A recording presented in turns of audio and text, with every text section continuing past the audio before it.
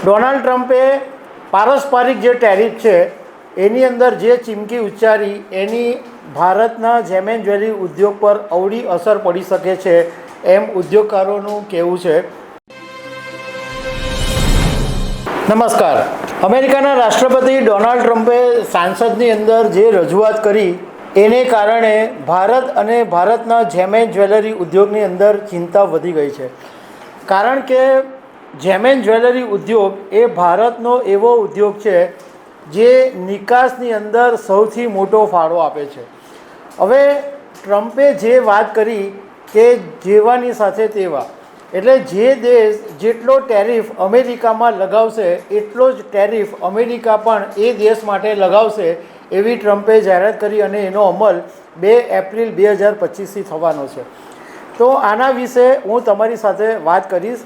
મારું નામ રાજેશ શાહ છે અને તમે જોઈ રહ્યા છો ગુજરાતના સૌથી મોટા ડિજિટલ ન્યૂઝ પ્લેટફોર્મ ખબરછે.com. ડોનાલ્ડ ટ્રમ્પે પારસ્પરિક જે ટેરિફ છે એની અંદર જે ચીમકી ઉચ્ચારી એની ભારતના જેમ એન્ડ જ્વેલરી ઉદ્યોગ પર અવળી અસર પડી શકે છે એમ ઉદ્યોગકારોનું કહેવું છે. હવે ડોનાલ્ડ ટ્રમ્પે એવી વાત કરી કે જે દેશ અમેરિકા પર જેટલો ટેરિફ લગાવશે એટલો જ ટેરિફ અમેરિકા પણ લગાવશે. હવે આપણે ભારતના ડાયમંડ ઉદ્યોગનો એક ચિતાર જોઈએ તો કટ એન્ડ પોલિશ ડાયમંડની 2022-2023માં જે નિકાસ હતી ભારતથી અમેરિકામાં એ $7,972 મિલિયન હતી અને 2023-24માં એ નિકાસ ઘટીને 5,601 કરોડની થઈ હતી. હવે અમેરિકાની અંદર આ જે ટેરિફ છે એ 0% છે, એટલે શૂન્ય છે. પરંતુ અમેરિકામાંથી જે કટ એન્ડ પોલિશ આયાત થાય છે એમાં ભારતની અંદર ટેરિફ 5% છે. વર્ક લેબગ્રોન ડાયમંડ છે એની 2022-23માં જે નિકાસ હતી એ $1,088 મિલિયન હતી અને 2023-24માં એ ઘટીને $831 મિલિયન થઈ. અમેરિકામાં આ વર્ક લેબગ્રોન ડાયમંડ પર 0% ટેરિફ છે જ્યારે ભારતની અંદર 5% છે. સ્ટડેડ જ્વેલરીની 2022-23માં નિકાસ $2,487 મિલિયન હતી એ વધીને $2,547 મિલિયન થઈ. અમેરિકામાં આની પર ટેરિફ 5.50% છે જ્યારે ભારતમાં અમેરિકાની જે વસ્તુ આવે છે આ સ્ટડેડ જ્વેલરી એની પર 20% ટેરિફ છે. પ્લેઇન ગોલ્ડ જ્વેલરી છે એ $441 મિલિયન 2022-23માં નિકાસ હતી એ 2023-24માં ઘટીને $267 મિલિયન થઈ ગઈ હતી. અમેરિકામાં આની પર 7% ટેરિફ છે, ભારતમાં 20% છે. સિલ્વર જ્વેલરી છે એમાં 2022-23માં $344 મિલિયન નિકાસ હતી એ $320 મિલિયન 2023-24માં થઈ.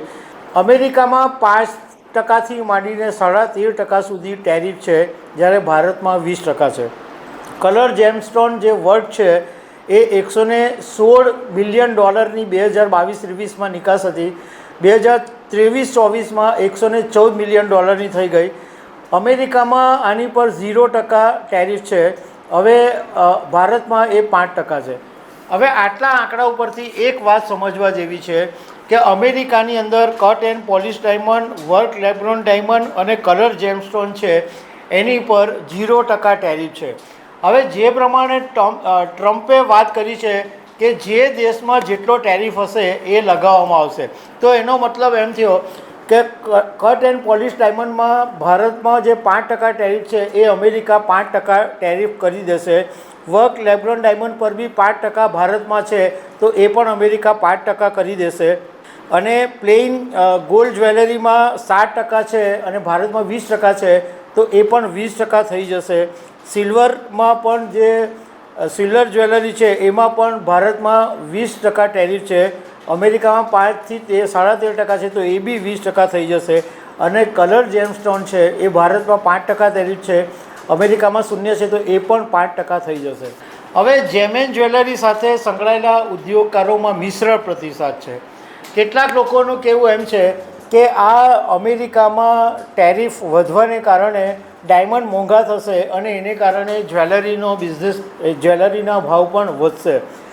અને કેટલાકે તો એમ પણ કીધું કે હવે એવું કદાચ થશે કે અમેરિકાને બદલે લોકો વિયેતનામથી એક્સપોર્ટ કરશે, કારણ કે વિયેતનામની અંદર અમેરિકામાં 0% ટેરિફ છે. એટલે રૂટ બદલશે અને વિયેતનામથી જ્વેલરી મેન્યુફેક્ચરો એક્સપોર્ટ કરશે એવું એકનું મંતવ્ય છે. તો કેટલાક લોકોનું એવું પણ માનવું છે કે આનાથી કંઈ બહુ મોટો ફરક પડવાનો નથી, કારણ કે ઓલરેડી અમેરિકાથી જે આયાત થાય છે એનું પ્રમાણ બહુ જ ઓછું છે. એ એટલું બધું, અને ડાયમંડ ઉદ્યોગમાં તો હમણાં છેલ્લા 2 વર્ષથી ભારે મંદીને કારણે રફ ડાયમંડની જે આયાત છે એ પણ સાવ ઓછી છે, એટલે બહુ ફરક નહીં પડે.